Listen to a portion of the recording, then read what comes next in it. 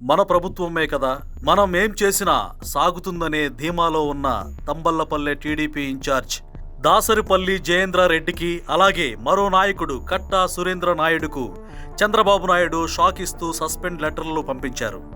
అయితే విషయంలోకి వెళ్తే, ఇటీవల పోలీసులకు అనుమానం వచ్చి తంబళ్లపల్లె నియోజకవర్గం ములకల చెరువులో తనిఖీలు చేయగా 2 కోట్ల నకిలీ మద్యం డంప్ దొరికింది.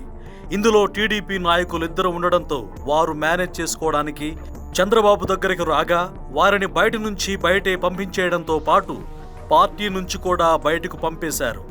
వాస్తవానికి టీడీపీ నేతలకు నకిలీ మద్యం ఆలోచన లేదు.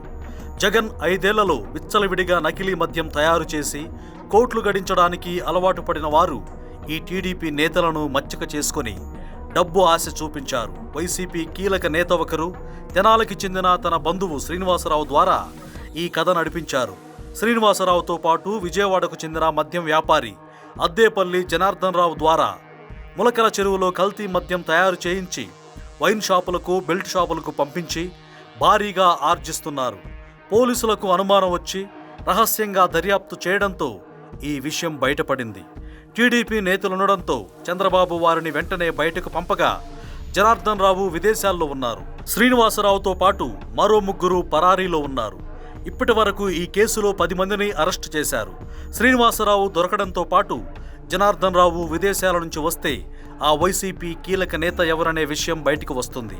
నకిలీ మద్యం తయారు చేసి 1,00,000 కోట్ల కుంభకోణానికి పాల్పడిన జగన్ ఆ బురదను టీడీపీకి అంటించేందుకు కొంతమంది నేతలకు డబ్బు ఆశ చూపించి నకిలీ మద్యానికి చంద్రబాబే కారణమని తన మీడియాలో వార్తలు రాయిస్తున్నారు.